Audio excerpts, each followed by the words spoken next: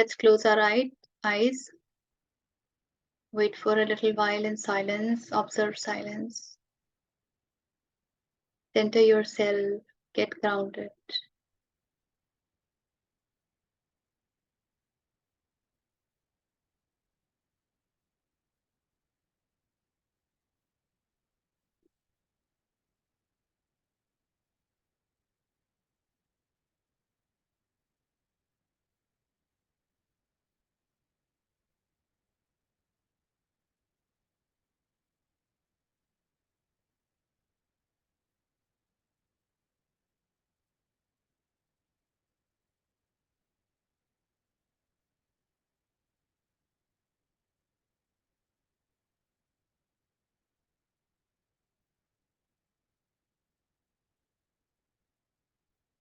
May we be blessed with divine intervention.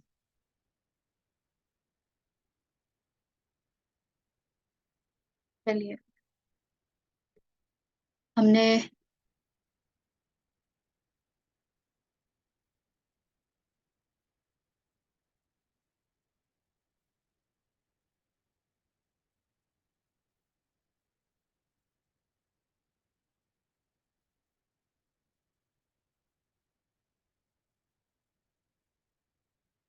हमने 48वें श्लोक तक किया था.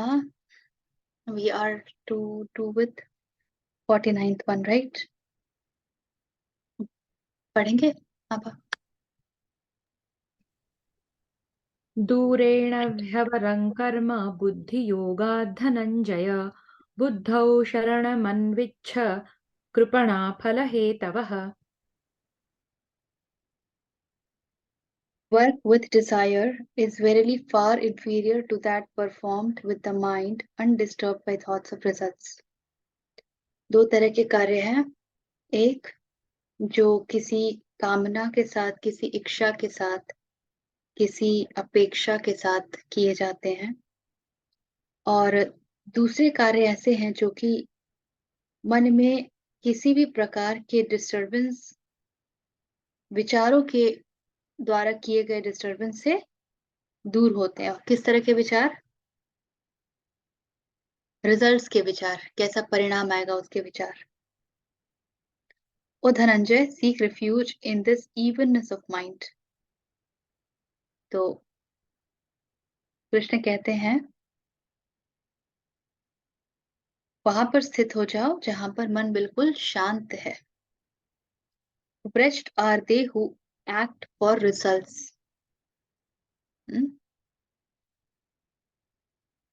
हिंदी में क्या है?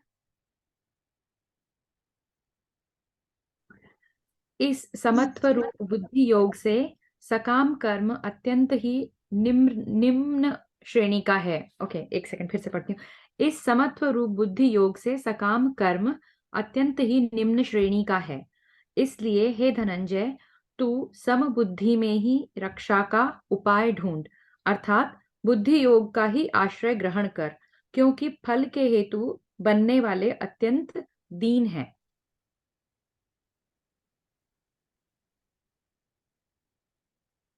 हमने देखा था पहले के श्लोकों में 47 में, 47वें 48वें में कि क्यों सकाम कर्म अनुचित है. Why work with desire is not a great thing. और the second line is very clearly stating that, or the second part of the first line,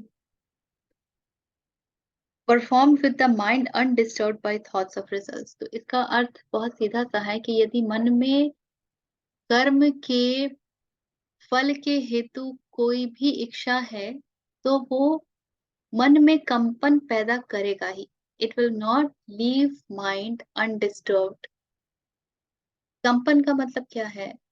it will not allow us to stay centered and grounded. We will get pushed and pulled in 1,000 directions. Conflicts are inevitable.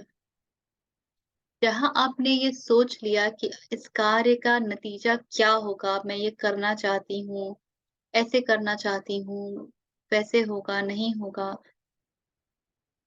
तो पहली बात तो आधा कार्य से वैसे ही मन उचट जाता है क्योंकि पता नहीं क्या होगा। और दूसरी बात, अब ध्यान कार्य छोड़ करके उसके फल पर ज्यादा चला जाता है। तो व्यक्ति कभी कार्य को पूर्ण रूप से नहीं कर सकता है, आंशिक रूप से ही करेगा। 100% कमिटमेंट नहीं हो सकता है। You have already divided yourself amongst the work and the result. And when there is such a division, how can there be a full, complete involvement in the work? So, Krishna is saying कि काम को जब आप किसी इच्छा के साथ सकाम करते हैं, सकाम कर्म इस कामनाओं के साथ कर्म करते हैं, तो वो बहुत ही निम्न श्रेणी का है। It's very inferior. और इसलिए हे धनंजय, मन के उस स्थिति में जाओ जहां पर मन शांत है, इवन है। कृष्ण कहते हैं कि जो लोग फल के लिए कार्य करते हैं वो बड़े दीन हैं। Look at the word that he is using. दरिद्र हैं वो लोग, उनको कुछ मिला ही नहीं है। So imagine we have millionaires, billionaires working for certain result, not for efficiency, not for wonderment of the work, not for creativity, not for we are giving something wonderful to this civilization, to the humanity. No contribution really. What is the prime motive? Stock market, market capitalization. और ऐसे लोगों को कृष्ण दीन कहते हैं। He is calling them poor, calling them wretched. How interesting. कर्म योग की इसीलिए महत्ता बहुत होती है कि जब आप बिल्कुल काम में अपने आप को भुला देते हैं, जब आप किसी फल के लिए जब आप करेंगे तो करने वाला मौजूद है ना, क्योंकि फल की इच्छा है। फल की इच्छा किससे है? किसी को तो होगी। तो कार्य करने वाला मौजूद है, कर्ता बिल्कुल बना हुआ। The doer is there. Dissolution of doer does not happen. The moment you allow that, okay, let the result come on its own accord. कुछ ना कुछ तो रिजल्ट आएगा ही। इट इज इम्पॉसिबल कि कुछ नहीं आए। और कई बार ऐसे रिजल्ट आएंगे जो आपको बहुत हताश भी करेंगे। But the moment you leave it, you actually can reclaim your sanity. You can get back your sanity and you can actually pay attention to the beauty of work.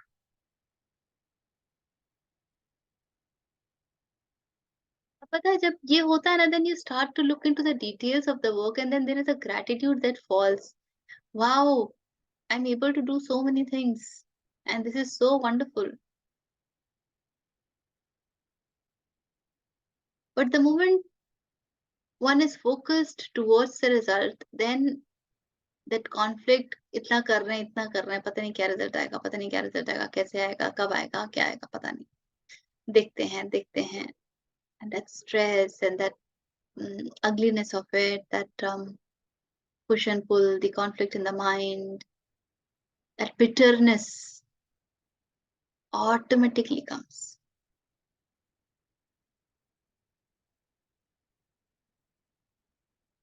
So Krishna says, seek refuge in this evenness of mind.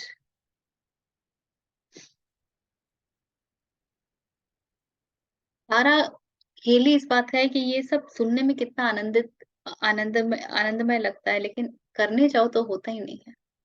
मनुष्य की फितरत ऐसी है, जो अहम वृत्ति को जो है ना, रिजल्ट में खुराक मिलती है।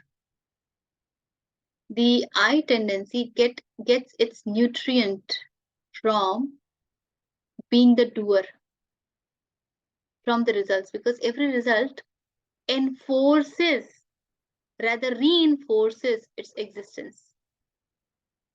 हर एक फल उसे उसके होने का और भी ज्यादा एहसास दे देता है, that how real you are, how real you are. And so go back to the definition of antahkarana, man, buddhi, chitta, ahankar.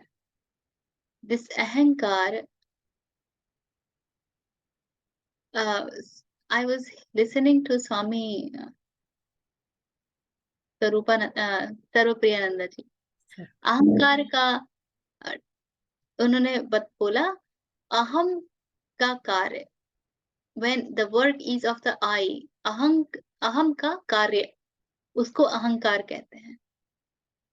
तो जब अहम के लिए कोई कार्य होता है तो उससे अहंकार जो है और भी ज्यादा मजबूत हो जाता है, मोटा हो जाता है, घना हो जाता है, डेंस हो जाता है। तो every achievement of a result, big or small, strengthens it.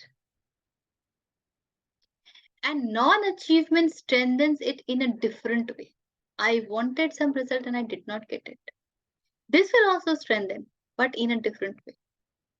How will that strengthen? Oh, I am such a poor person. The victim ego. That's where, and you know, the victim ego very silently says, I am such a sufferer. Whatever I do, it doesn't happen. I don't receive any support, etc., etc., which means I have all the right to actually take revenge of not getting the result and not feeling satisfied. Yes, result becomes motivation for most people, Vidya, because that people is equal to ego, and result strengthens ego. So obviously, it will become motivation. हाँ जी, अच्छा।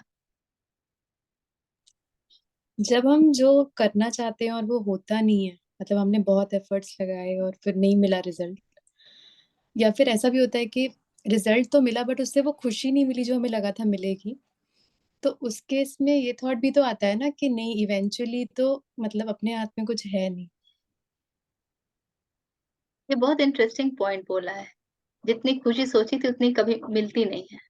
Fact तो ये है कि हम जो खुशी सोच करके जो कार्य करते हैं, हमको वो खुशी कभी नहीं मिलती है।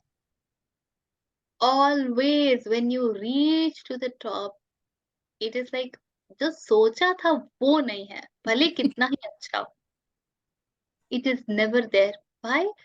Because deep within we all are longing for the supreme oneness.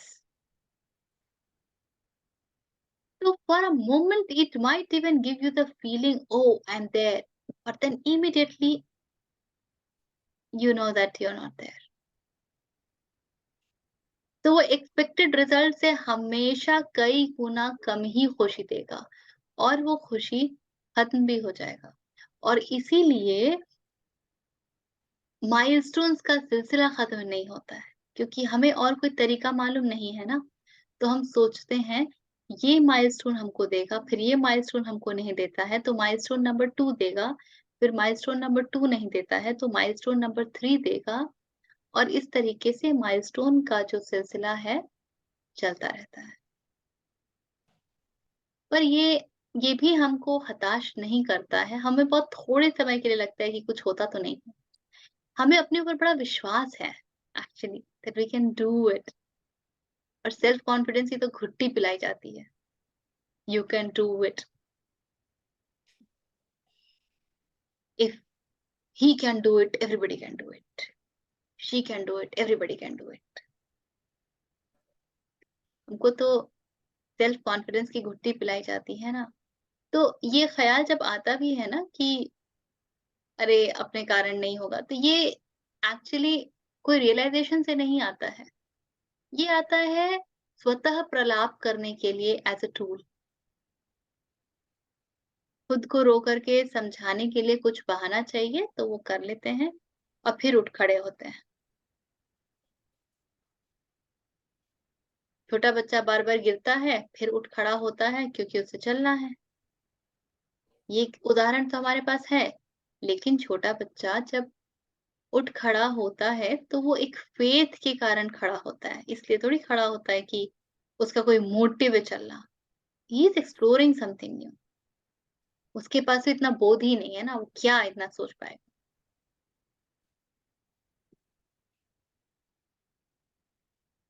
लेकिन जब सब कुछ जैसे आपने सोचा हो कि सब कुछ मतलब जो आपने सोचा हो वो मिल गया, और उसके बाद भी जब थोड़ी कमी रह जाए, तब लगता है कि नहीं कुछ और चाहिए, मतलब देन दैट क्लैरिटी कम्स कि नहीं ये नहीं है, मतलब कुछ और है जो हम ढूंढ रहे हैं। वो क्लैरिटी रेयर ओकेशंस पे आती है। वो क्लैरिटी सच में आती है जब आप यू आर ब्लेस्ड। कुछ तो है जो आपके भीतर खुल रहा है, कहीं से तो कौंध गई है बात, चमक गई है बात, और कहीं पर तो आप भी बिल्कुल अवेयरनेस में हो, कॉन्शियस हो, चैतन्य हो। ज्यादातर लोग के लिए इससे नहीं हुआ, अच्छा अगला देखते हैं, फिर देखते हैं जिंदगी खत्म थोड़ी हुई है। Let's look at what next. ज्यादातर लोगों की कहानी यहाँ जाती, उनकी कहानी में कोई वो सब नहीं होता है कि सीधे, अरे ऐसे होने से तो सोचो दुनिया में आधे से ज्यादा लोग आध्यात्मिक ही होते। कितनों के साथ ये हुआ है, माइलस्टोन मिलता भी है, नहीं भी मिलता है। दोनों ही केस में वो उसी दिशा में आगे बढ़ते जाते हैं, कोई और दिशा का मालूम नहीं है। पूरे वातावरण ने भरोसा दिला दिया कि यही एकमात्र दिशा है, और इसके अलावा जो भी दूसरी दिशा है उसमें बस लगता है सब कुछ छिन रहा है। एक सन्यासी को देख लो तो लगता है इसके पास तो परिवार नहीं है, भगवा चोला है, कप स्थान नहीं है, खाने पीने के लिए स्वादिष्ट व्यंजन नहीं है, सेंसेस को प्लीज करने के लिए कुछ नहीं है ना, तो फिर सब कुछ छिन छिन जाने का भय होता है, तो और वापस आ जाते हैं।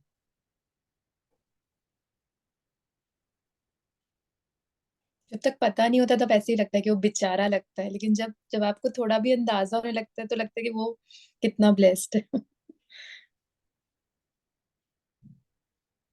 ब्लेसिंग इन डिस्गाइज हम सबको चाहिए। थैंक विद्या आप कुछ कह रहे थे?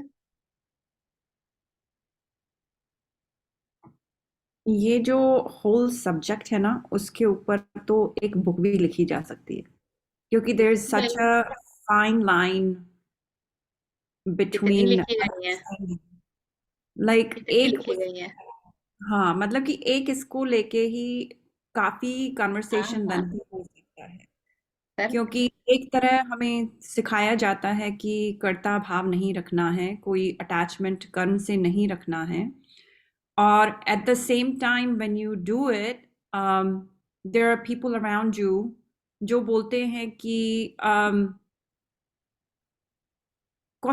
it's questionable for them, like suppose if my daughter volunteers for something and she does it out of her own heart and she's doing it for years, so it becomes it's a topic of even as a picking on her, like charity work chal raha hai iska, she doesn't get paid. So even when people are doing it with good intention, people mock that because they don't understand the depth of it.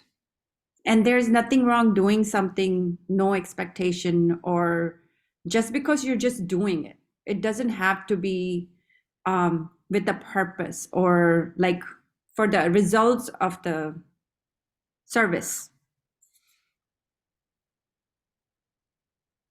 The whole point is, if you are centered, it is um, immaterial how others comment upon it, judge it, or say anything about it. If you are centered, you will be able to actually look from the window of compassion that they still need to be blessed. They still don't understand. They're still stuck. They still live in so much of conflict. And then all you will say is bless them, bless them, bless them. Yeah. और फिर अगर आप थोड़ा, जैसे हम workshops करते हैं, हम सुनते हैं, अगर मेरी से ऋचा से भी बात हुई थी कि जब हम किसी बिना एक्सपेक्टेशन के भी काम करते हैं ना, तो एक तरह से जब हम डिफरेंट चीज़ें जब लर्न करते हैं तो हमें ये भी सिखाया जाता है कि you're not putting yourself value, like you're not making yourself as worthy if you don't put any result in any service, which is gets very complicated. Because if I'm doing something, suppose free, I'm doing a class free and it's out of my compassion, it's out of just, I don't want any expectation or any money back. Or I think we have talked about it in one of the sessions before too.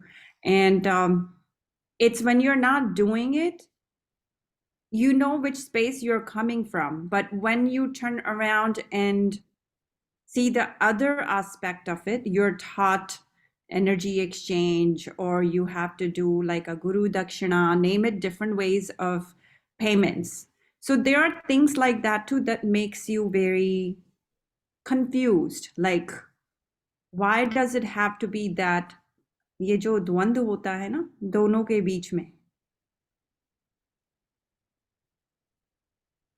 वो समझ में नहीं आता, क्योंकि जब बिना उसके करो तो मन में शांति है, एक पीस होती है. Like it's there is no, I don't know how to explain the state of mind, because you can call it you're just in the state of beingness. You are what you are and you're doing what you're doing. That's it. There's nothing, no bells and whistles attached to it. And when you connect the money to the service, I don't think it should mean that I don't know my work. It's just two different things. So I don't know, shed some light on this thing if you can. Are you saying that the moment money is associated to the service, then the conflict comes into picture, and as long as you're just doing it without money, it is all right? In a way, yes or no. It's a very complicated situation. We have some perception about money. Money has been looked at from different perspectives. One of the most common understanding about money is money corrupts. This is a widely known stuff. A lot of people think that money corrupts. And so when the moment there is money, the mind automatically feels corruption. It associates money with corruption.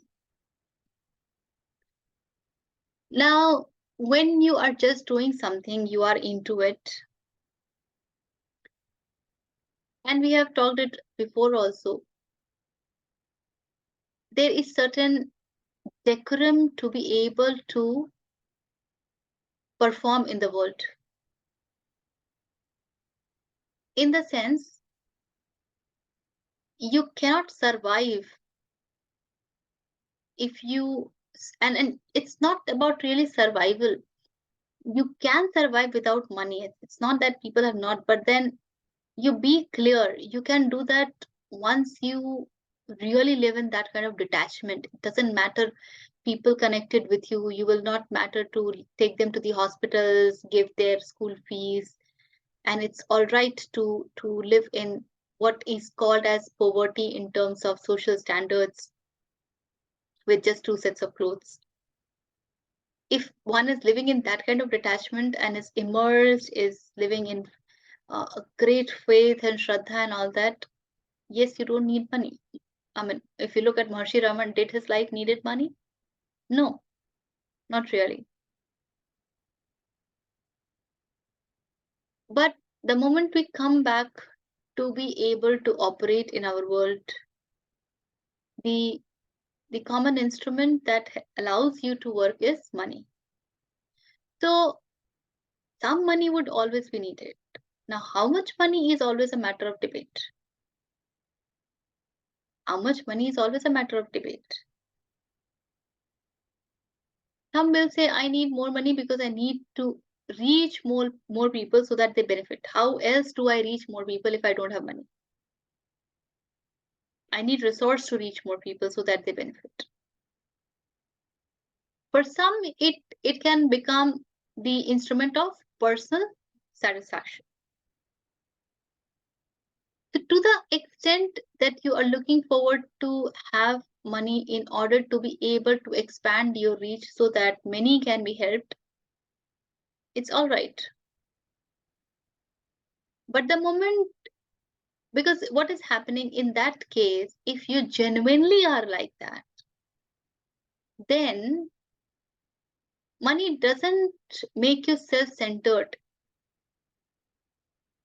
because you are not holding it, you are not accumulating it. But the moment there is the need to live in certain way with certain standards, and then you look forward to get money, then it breeds and it nurtures self-centeredness. It nurtures ego. It nourishes accumulative tendencies, the result of which is lot of fear and insecurity. You will be always fearful that it will go away. You will always be fearful that because of that money, so many people come and talk to you. If this will not remain, what will happen? They will not come and talk to you.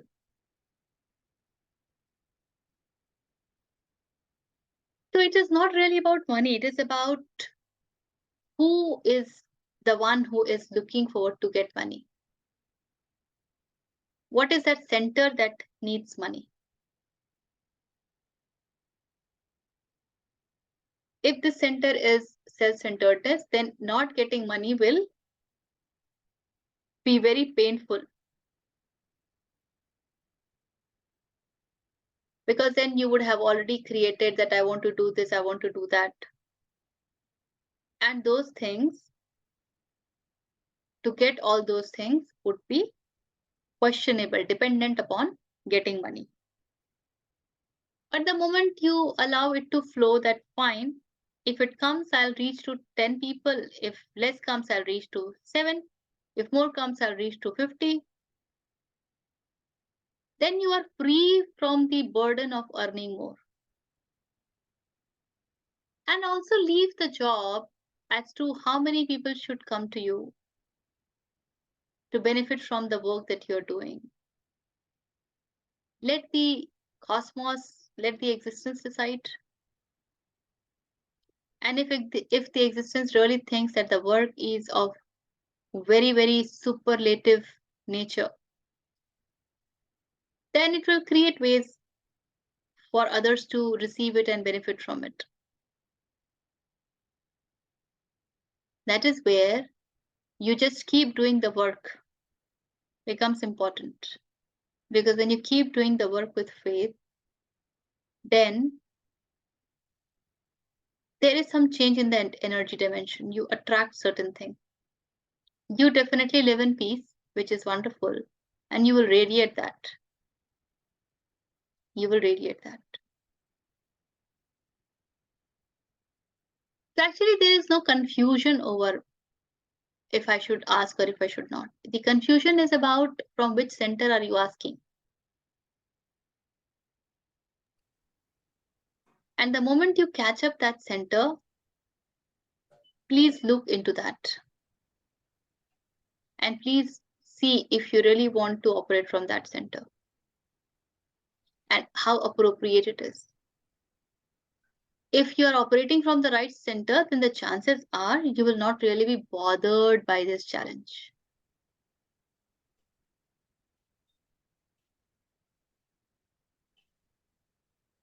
Is it helping you any bit?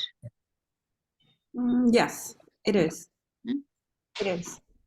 I think it's I have to kind of जो ये पैसों का जो हमसे relationship होता है ना, the equation we have, the belief system we have, it just needs a little shaking off. A lot of And shaking off. yeah, It's not and money that corrupts, it's the mind that corrupts. Money is just an instrument. How you exactly. use it will depend. Exactly Yes. the way knife is just an instrument. You want to murder or you want to cut apple and share and eat. Because sometimes I believe that it's important to even if I have to charge minimal amount from the center of that, everyone will be present because they feel obligated. Not Sometimes when you necessarily. Not necessarily. Even when you charge money, those who don't have to come, they will not come. नहीं, पर मुझे लगता है कि कई लोगों का ये होता है कि अगर वो पैसे दे रहे हैं ना, थोड़ा बहुत भी, they feel a हाँ, little वो higher level of obligated. Commitment हाँ, होता है, वो इसलिए हाँ, होता है क्योंकि motivation मिलता है उनको. हम मोटिवेशन नहीं मिलता है। हमारे भीतर ना कंज्यूमरिज्म घुसा हुआ है, हम कंज्यूमर्स हैं। तो जब हम पैसा देते हैं ना, तो हमको लगता है हमको पूरा वर्थ निचोड़ना है और कुछ नहीं होता, कोई मोटिवेशन नहीं मिलता है। हमने फायदे नुकसान का जो हिसाब बिठाया है ना, तो अब पैसे तो दे दिए, अब नुकसान कैसे कर लें? जैसे कि ऐसे देख लो ना कि एक सड़ी हुई मूवी लगी है। पहले तो 200 रुपए लगा के उस सड़ी हुई मूवी के टिकट खरीदे। अब क्योंकि 200 रुपए बर्बाद कर ही दिए हैं, तो 2 घंटे जाके मूवी देखेंगे और 2 घंटे भी बर्बाद करेंगे। ये नहीं दिखेगा कि वो 200 रुपए बर्बाद किए तो किए, 2 घंटे तो बचा लें, वो नहीं Exactly. दिखेगा। उसको भी बर्बाद करेंगे। क्यों? क्योंकि भई 200 लगा दिया, हमारा तो नुकसान हो गया। तो कुछ मोटिवेशन नहीं मिलता है। जिसको पैसे देने के कारण मोटिवेशन मिलता है, वो बेसिकली अपना नफ़ा-नुकसान का खाता खोल के बैठा हुआ रहता है। तो उसने भई It's अपनी जेब से पैसे दे दिए, वो नुकसान कैसे उठा रहे नहीं अटेंड करके, जो भी तुमसे निचोड़ सके वो निचोड़ दे। so it's okay to have free sessions. Whoever is meant to receive that from me, So, they will just show up. Whoever is if you not, are it's paying me for this session, okay. You are not. Good example. and Good example. and you know how many come. We Yeah, have you're right. approximately 140 people in the group. Yeah, it's A only like few watch the recording, yeah. which is also okay. They're not able to manage time. No, that For is me, it true. is, yeah, because for me, it is more a mode of giving of all that I have received. So it doesn't matter to me. Yeah, I get it. You just clarified everything. Thank you so much. Thank you. But that doesn't mean that I do not do You're anything for clear, Vidya. Still, I want to add something. बोलिए। Vidya is absolutely clear, but I still want to add something. Oh yeah, go ahead. Can I?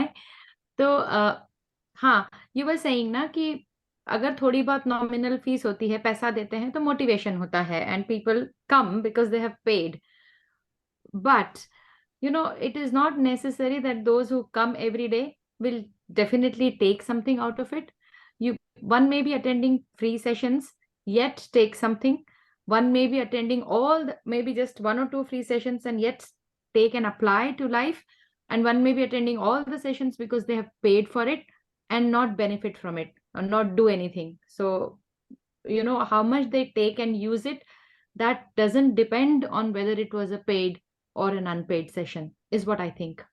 Yeah, you're right. That becomes, I think, the same thing जो Richa जी आप always mention करते हैं ना, grace. जिसको जो जिस time पे receive करना होता है उनको मिल गया, जिसको जब कृपा होगी तब मिल जाएगा, और क्या कर सकते हैं। पर जो देने वाला है उसने तो फुल इंटेंशन से दे दिया ना, बस वही होगी मैटर तब करता है। मिल जाएगी का बात नहीं होता है, सिर्फ कृपा रिसीव करने की कितनी क्षमता है। कहते हैं, जैसे हम कहते हैं ना कि तथास्तु ईश्वर हर समय बोल रहे हैं, तो तुम क्या बोलते हो जिसके ऊपर तथास्तु हो जाएगा, तो तुमने क्या अपना हिसाब किताब बिठा रखा है। So it is not just about grace. Grace is there all the time. Are you willing to receive it? Grace is there all the time. But पात्रता नहीं है तो रिसीव कैसे कर लेंगे? Makes sense. Right. अस्तित्व में ग्रेस कोई चयन नहीं है. देयर इज नो, क्या कहते हैं उसको, प्रेफरेंसेस कि इसको ग्रेस मिलेगा उसको नहीं मिलेगा. इट इज लाइक बारिश तो हो ही रही है, भीगने के लिए कौन तैयार है? जो Yes. भीगने के लिए तैयार है वो गीला होगा. लोग तो यहाँ रेनकोट छतरी पहन के निकलते हैं, गीले कैसे होंगे? और That's उसके बाद true. फ्लाईओवर के नीचे खड़े हो जाते हैं, तो गीले कैसे होंगे?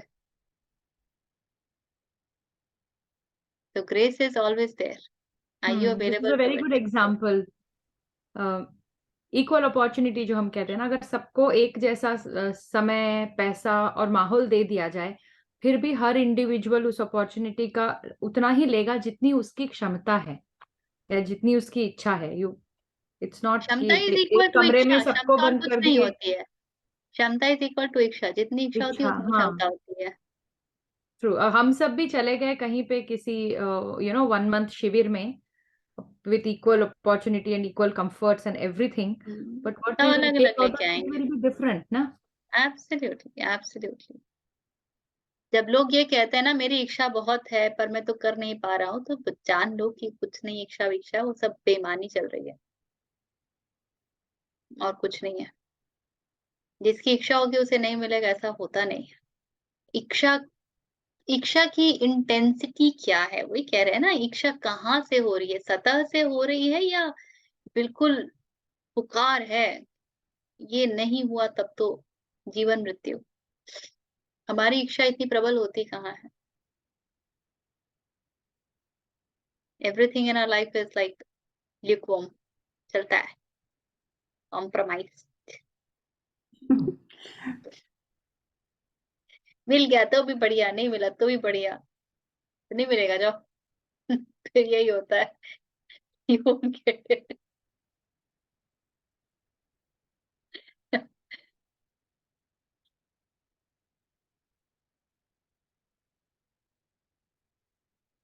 हम्म,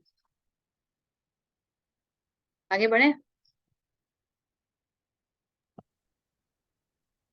बुद्धियुक्तो जहातीह उभे सुकृत दुष्कृते तस्माद्योगाय युज्यस्व योगः कर्मसु कौशलम्. Endued with this evenness of mind, one frees oneself in this life alike from vice and virtue. Devote thyself, therefore, to this yoga. Yoga is the very dexterity of work. Hindi में क्या है? आज मैं लेके बैठी नहीं हूँ गीता प्रेस वाला. समबुद्धि युक्त पुरुष पुण्य और पाप दोनों को इसी लोक में त्याग देता है, अर्थात उनसे मुक्त हो जाता है. इससे तू समत्व रूप योग में लग जा. यह समत्व रूप योग ही कर्मों में कुशलता है, अर्थात कर्म बंधन से छूटने का उपाय है.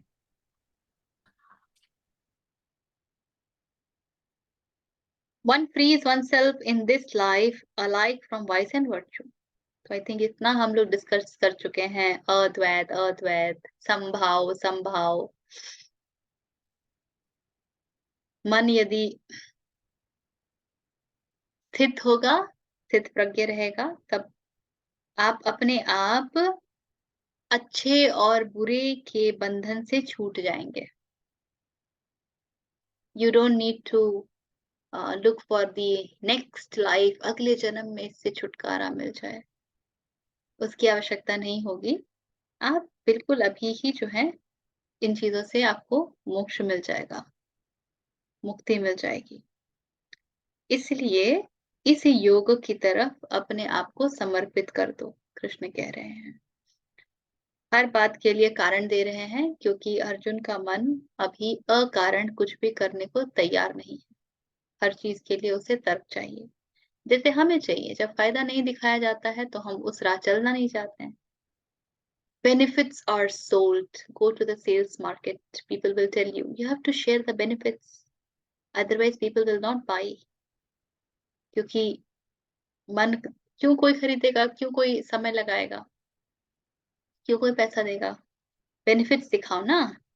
तो कृष्ण इस बिजनेस माइंड को समझते हैं और इसलिए वो बेनिफिट सिखा रहे हैं कि इसी जीवन में तुम्हें मुक्ति मिल जाएगी। ये जो पचड़े हैं कि ये उचित है, ये अनुचित है, ये पाप है, ये पुण्य है, ये अ, ठीक है, ये ठीक नहीं है, इन सब से मुक्ति इसी जीवन में मिल जाएगी। इसीलिए इस योग की तरफ स्वयं को हे अर्जुन समर्पित करो। योग ही कार्य की कुशलता है। Yoga is the very dexterity of work.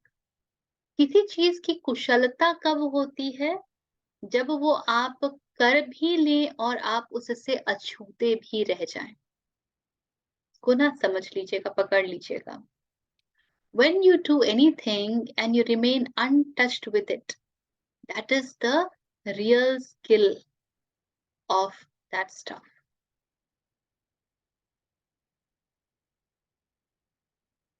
और अगर कुछ किया और उससे अछूते नहीं रह पाए, अनटच्ड नहीं रह पाए, तो क्या हो जाएगा? उससे चिपक जाओगे।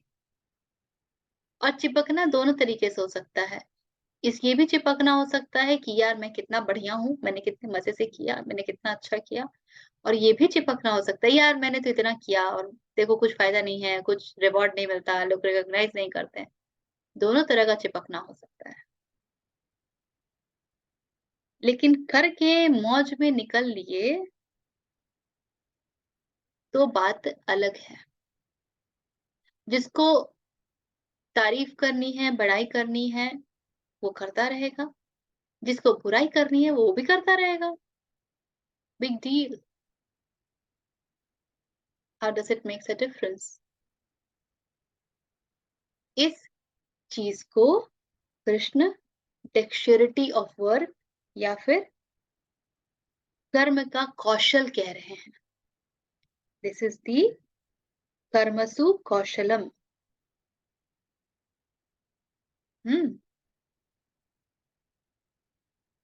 और इसीलिए कृष्ण कह रहे हैं दैट डिवोट योरसेल्फ इनटू। हमको तो कुछ भी करने से अप्रिसिएशन चाहिए। खाना बनाते हैं तो हमें सुनना चाहिए कि कैसा बना है।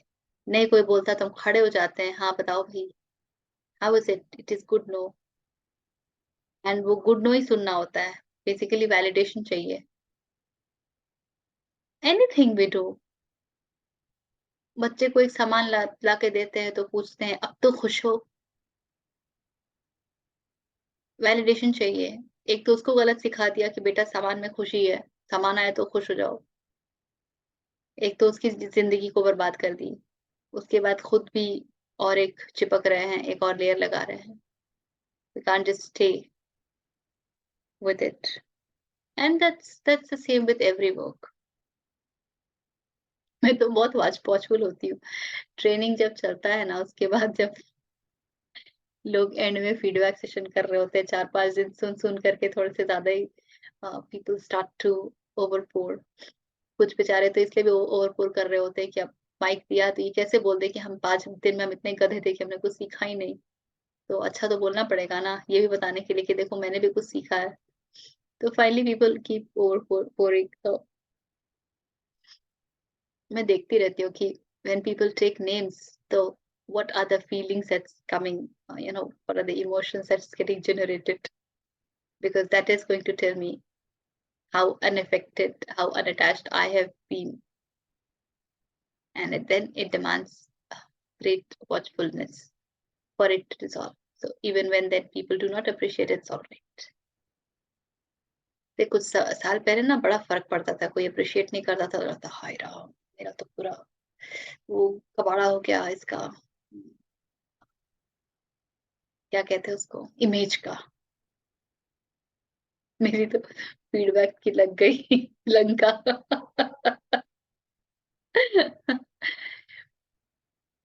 It has taken a lot of work to come to a status that now at least I can watch and I can laugh at it. हाँ रचा बोलिए। जो योगा कर्म कौशलम है, तो इसका आपने बोला कि कर भी जाएं और उससे अनटच रहे, मतलब अगर हम समता में रह के कोई भी काम करेंगे तो हम अफेक्टेड नहीं होंगे, राइट? Correct. एक्चुअली सुबह ही मैं ये सोच रही थी कि मुझे समझना है, क्योंकि हमारी जो आसना क्लास होती है उसमें वो टीचर ने कुछ तो आसन सिखाया, फिर शी ब्रॉट दिस श्लोक इनटू कॉन्टेक्स्ट, और उन्होंने बोला कि जब आप बहुत स्किलफुली कुछ करते हो तो वो भी योग है, और ये मैंने बहुत पॉपुलरली इंटरप्रिटेशन इसका सुना है। तो इज दैट करेक्ट, और मतलब क्या? स्किल का मतलब ये नहीं होता कि काम को कितना अच्छे तरीके से किया हुआ है। हमारे आम बोलचाल की भाषा में स्किल का मतलब यही होता है, how well have you perform the job.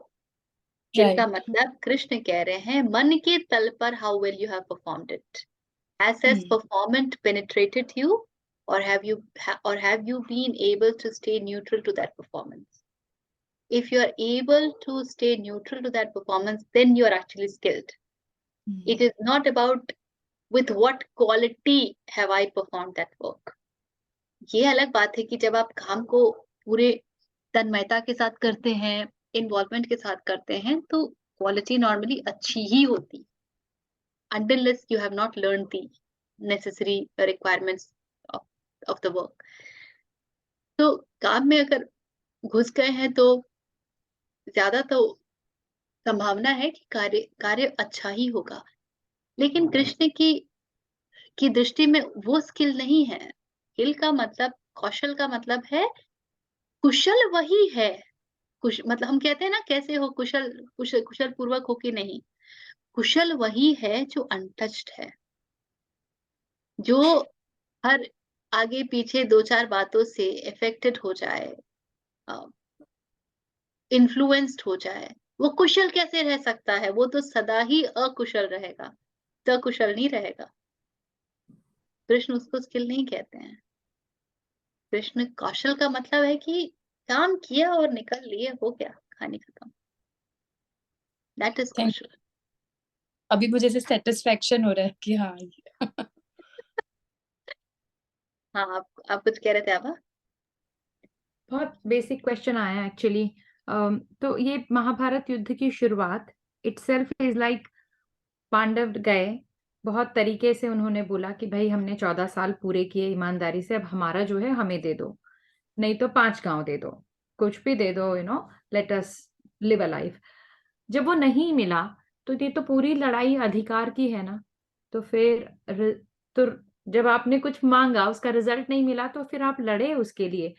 तो then how do we see this कि लड़ना नहीं है अपने अधिकार के लिए, या अधिकार पे हक नहीं है? तो ये तो पूरी लड़ाई ही हक की चल रही है।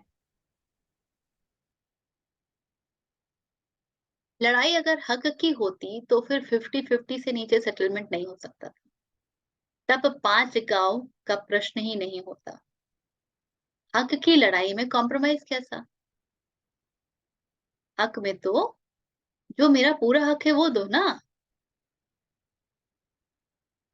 लेकिन यहाँ तो कृष्ण 5 गांव भी प्रपोज करने गए थे कि तुम 5 गांव दे दो, काफी है। युद्ध यहाँ पर धर्म के लिए हुई है। युद्ध इसलिए हुआ है ताकि लोग ये ना समझ लें कि जेन्युइनिटी, ऑथेंटिसिटी का कोई वैल्यू नहीं है। युद्ध इसलिए हुआ है कि ये ना लोगों में भ्रांति बैठ जाए कि जो तिकड़म लगाता है, जो हर प्रकार से उन उपायों को लगाता है, द्यूत है और वगैरह वगैरह, वो सब उचित है।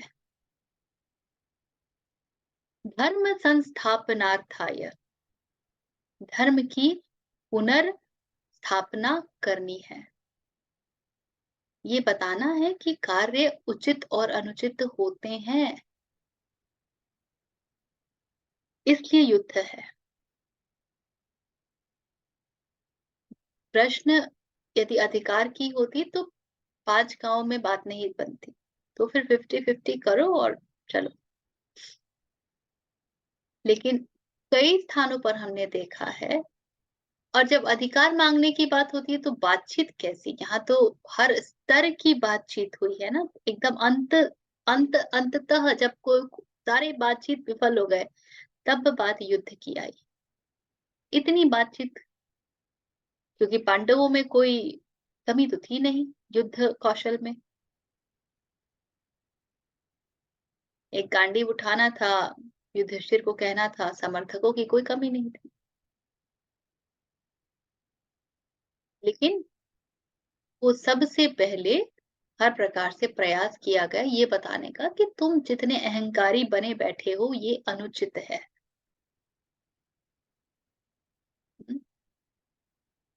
इसलिए यहाँ युद्ध हक के लिए नहीं लड़ा गया है। अपरेंटली दिखता वही है ऑन द सरफेस, क्योंकि हमारा मन जो है वही लाभ हानि देखता है ना, इसलिए वही दिखता है। किंतु there are undercurrents, silent undercurrents, जिसके कारण युद्ध हुआ है।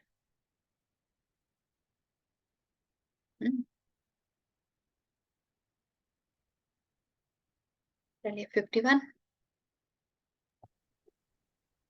कर्मजं बुद्धियुक्ता हि फलं त्यक्त्वा मनीषिणः जन्मबन्धविनिर्मुक्ता पदं गच्छन्त्यनामयम्। The wise, possessed of this evenness of mind, abandoning the fruits of their actions, freed forever from the fetters of birth, go to that state which is beyond all evil.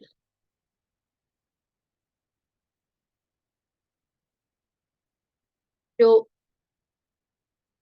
Wise हैं, जो बोध युक्त हैं, जो विवेकवान हैं, possessed of this evenness of mind, तो उनके पास मन की का ये जो समता भाव है वो रहेगा। तो वाइज कौन है, विवेकवान कौन है? जिसके पास ये समता बुद्धि है। abandoning the fruits of their action, so what do they do? वो अपने कर्म के फल को त्याग देते हैं। तो त्यागने का क्या अर्थ है? ओनरशिप नहीं है, क्लेमिंग नहीं है। त्यागने का अर्थ ये नहीं है कि रिजल्ट नहीं आएगा। They don't say I have done it. They don't say it is because of my action that this result has come. They don't say I have produced such a wonderful thing. I have created this. They don't say that. So they abandon the fruits of their actions, freed forever from fetters of birth.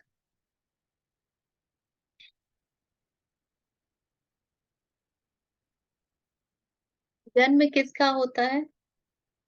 इसका हिंदी एक बार पढ़िए। Similar ही है जो हमने discuss किया। क्योंकि समबुद्धि युक्त ज्ञानी जन कर्मों उत्पन्न होने वाले फल को त्याग कर जन्म रूप बंधन से मुक्त हो निर्विकार परम पद को प्राप्त हो जाते हैं।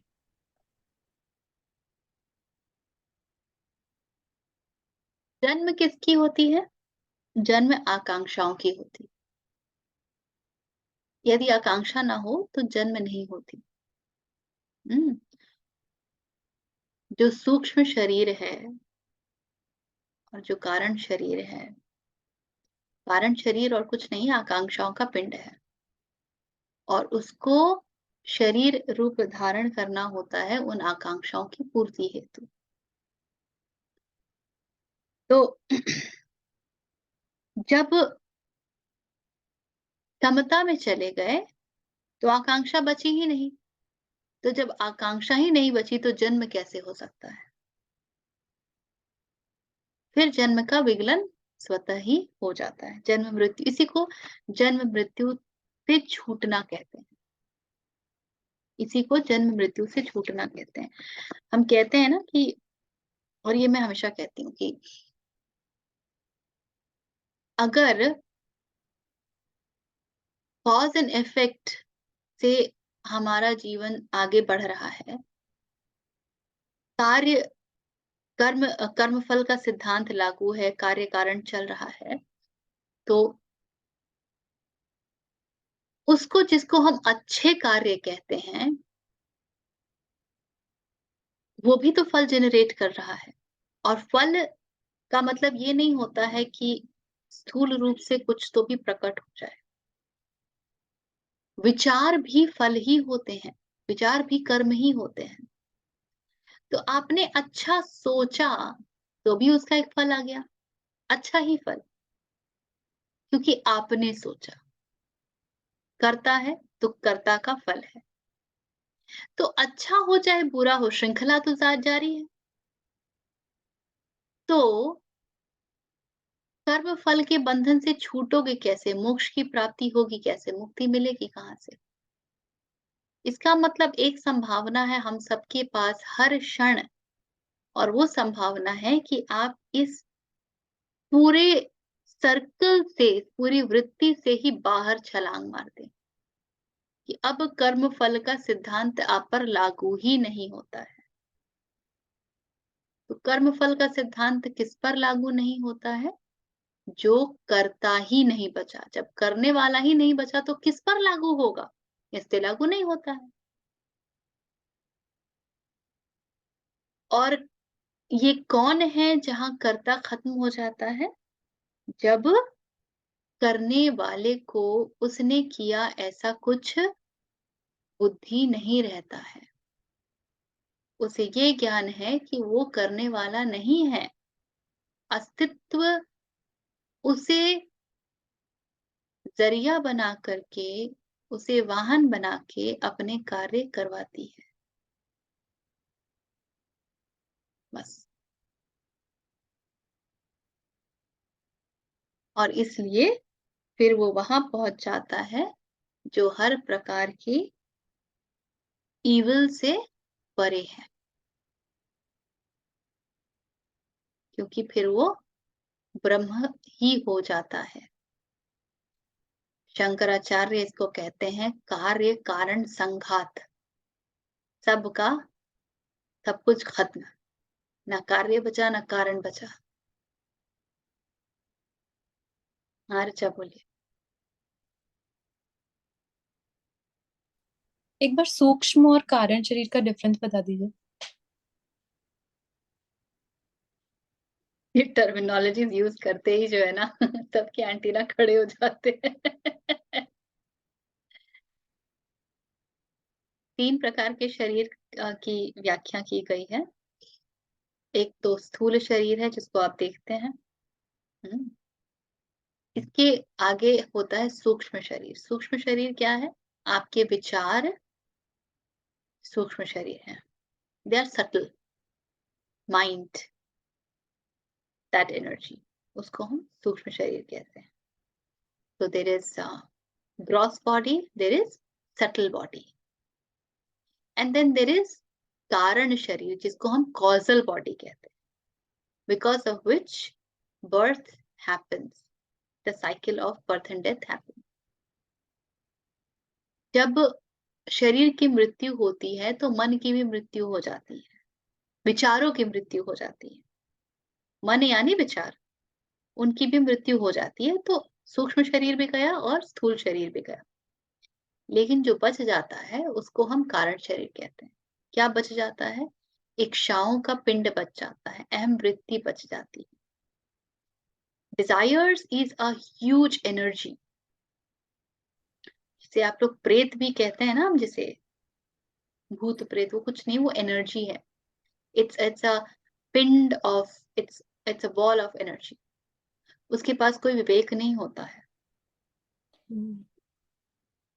उसके पास कोई थॉट नहीं होता है, सोचने समझने की शक्ति नहीं होती, because it's just a ball of energy of desires, and desire has its own energy, very energetic। हमारे डिजायर्स में कितनी ऊर्जा होती है, हमसे क्या क्या नहीं करवाती है। तो जो सोर्स होता है वो मतलब बिकॉज कारण से ही फिर विचार भी आते हैं क्या? मतलब वृत्तियों से ही विचार आते हैं ना, क्योंकि ठीक है। अच्छा, ठीक है। कारण शरीर से पुनर्जन्म होता है ना? जिसको आप पुनर्जन्म कह लें, किंतु पुनर्जन्म जन्म मृत्यु का चक्कर जो है इससे ही चलता है। इससे ही चलता है, इससे ही चलता है। मुझे तो जितनी बात समझ में आई है, मुझे ये भी समझ में आता है कि जैसे मेरे शरीर की मृत्यु हुई और आपके शरीर की मृत्यु हुई, और हमारे हम दोनों के कारण शरीर आपस में मिलकर के एक ही शरीर के रूप में जन्म ले, ये भी हो सकता है। तो इसलिए आपका जन्म क्या हुआ और मेरा जन्म क्या हुआ, इसलिए ये सब टर्मिनोलॉजीज बहुत कंफ्यूजिंग है कि मैंने इतने जन्म लिए, मेरा इतना जन्म, ये सब ट्रू, 1 to 1 नहीं होता है, ऐसा नहीं है कि योर, हाँ, ये मैंने भी सुना समझा है। there is something called as universal consciousness, एक हिस्सा वो भी होता है, there is something of that kind also. It is just like that, जो बहुत अच्छा उदाहरण इसमें सटीक बैठता है और जिसको हम लोगों ने आचार्य जी से भी बहुत सुना है, समुद्र है ना, समुद्र इज लाइक योर ब्रह्म, और लहरें जो हैं वो इंडिविजुअल सेल्फ हैं जो हम हैं। अब एक लहर उठी और गई और दूसरी लहर उठी, तो कह पाओगे क्या कि ये जो पहली लहर उठ के गई है ये वही लहर है जो इसका पुनर्जन्म हुआ है? You can't say that. Elements वही हैं क्योंकि ब्रह्म तत्व सब में वही है। अगर आप शायद लैब में ले जाओगे तो सब एलिमेंट्स वही मिलेंगे, but still it is a different wave and you don't know which wave. ये भी हो सकता है कि पीछे के 2 वेव मिलकर के एक वेव बन के आए हैं, ये भी हो सकता है कि पीछे का एक वेव जो है वो 3 वेव में टूट गया हो। तो अगर मन को समझाना है, मॉडल को लेके समझना है, तो this fits in the model to my understanding, जितना मैंने समझा है। हाँ जी। So you're saying hypothetically, for example, मी आभा ऋचा, ठीक है, हमारी डिजायर जो है जहां पर भी है, सपोज इस path पे जो भी है, once we happen to pass on, it can be any of our combination can take birth into one person because energy is The 3 can get divided into 300, 3000 also, and 3 can be 1 also. got it. पर ये भी है ना कि यही combination हमेशा आसपास आते रहते हैं। One of the theories is that I also. don't know, बहुत But थ्योरीज anyway, है, मेरे पास कोई yeah, प्रमाण नहीं है, इसलिए मैं उसमें नहीं जाना चाहूंगी। और doesn't Krishna help theory move ahead. Doesn't help, क्या Doesn't फर्क help. पड़ता है True. यार? इस जन्म को देख लो ना, लोग जब इतने जन्म जन्म की बात करते हैं तो मैं ये कहती हूँ ये जन्म का कुछ पता है, समझ में आ गया? और 10 जन्म जान के कर क्या लोगे? दुख ही इकट्ठा करोगे, हाय मैं उस जन्म में भूत था, प्रेत था, छिपकली था, चमगादड़ था। How does that help? तो ईगो कम हो जाएगा। ईगो कम नहीं होगा, विक्टिम ईगो बढ़ भी सकता है। अच्छा, you never know. I think that's good enough because it's the basis thing, the universal consciousness. It's all one.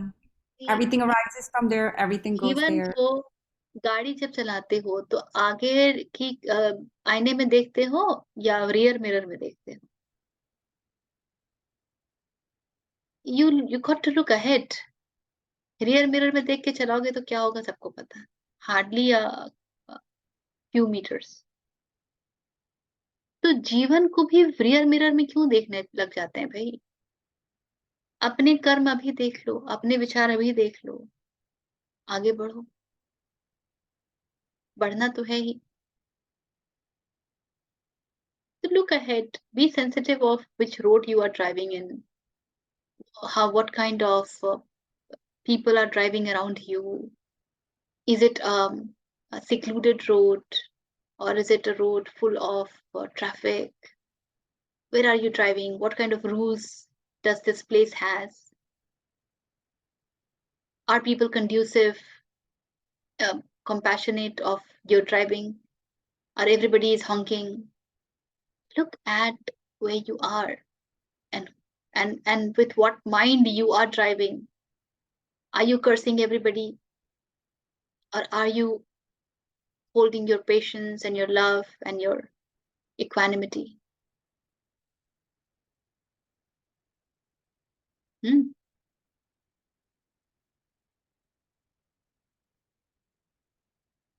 Agreed, being on this path is sometimes lonesome. ऐसा लगता है, बिल्कुल लगता है, बहुत अकेलापन लगता है। इसीलिए कम्युनिटी की बड़ी आवश्यकता होती है. That's why you should be in touch. That's why we say that even when you are on this path, stay connected. किसी के साथ भी आप connected रहें इस तरह की इसमें, but stay connected. You will not need too many people, Vidya. You will not need too many people. Why do you need too many people?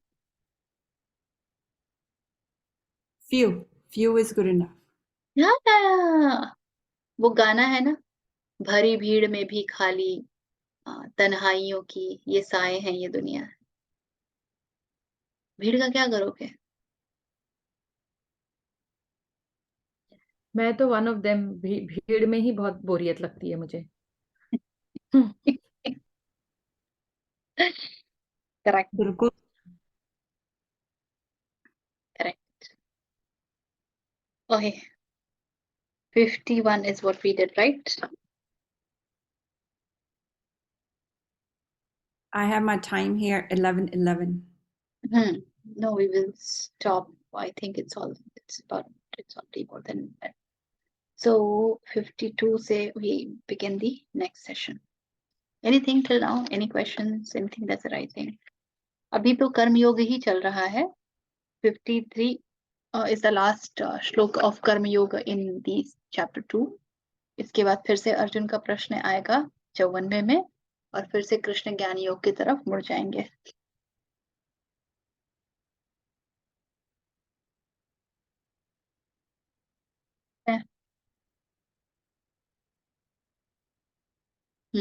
Anything till now? Anything arising? I think the last few जो श्लोक देखे हैं, जो पढ़े हैं हमने, उसका overall जो एसेंस था वो समत्वम की तरफ जाता है. जैसे शुरू किया था ना, तो one after another, it's all revolved around it in different way. He's interpreting it.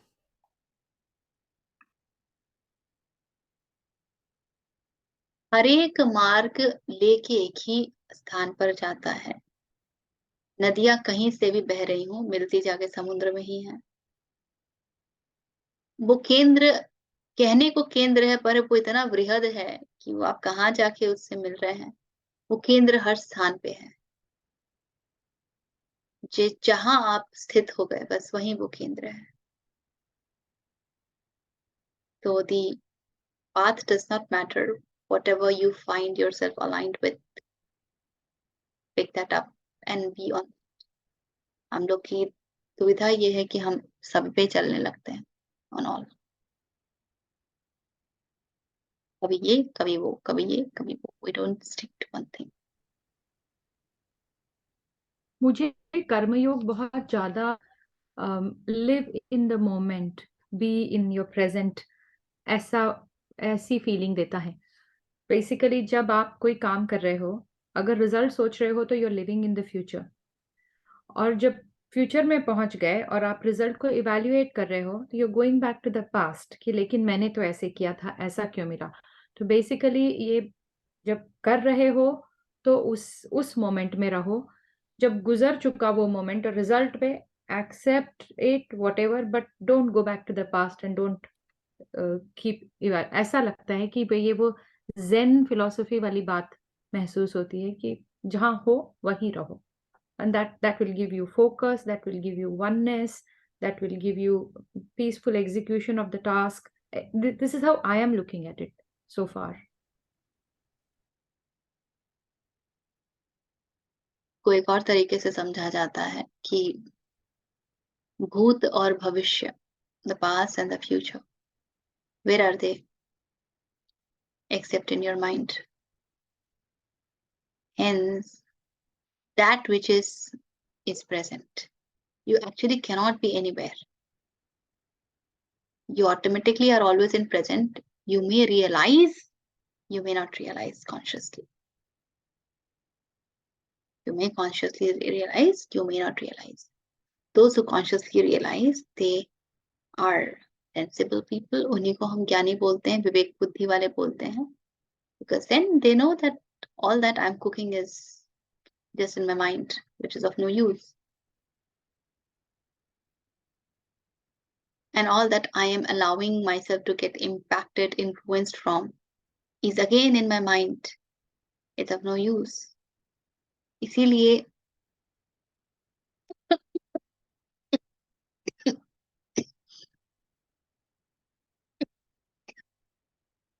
Sorry, समय को illusion बोल दिया जाता है. Time is an illusion because if present is all is, where is time?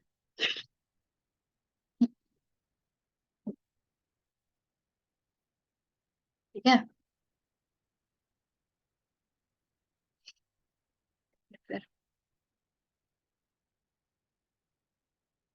sit straight, take a deep breath. If you know, you can chant along or you can just stay. Om Purnamadah Purnamidam Purnat Purnamudachyate Purnasya Purnamadaya Purnameva Avashishyate. Om Shanti Shanti Shanti.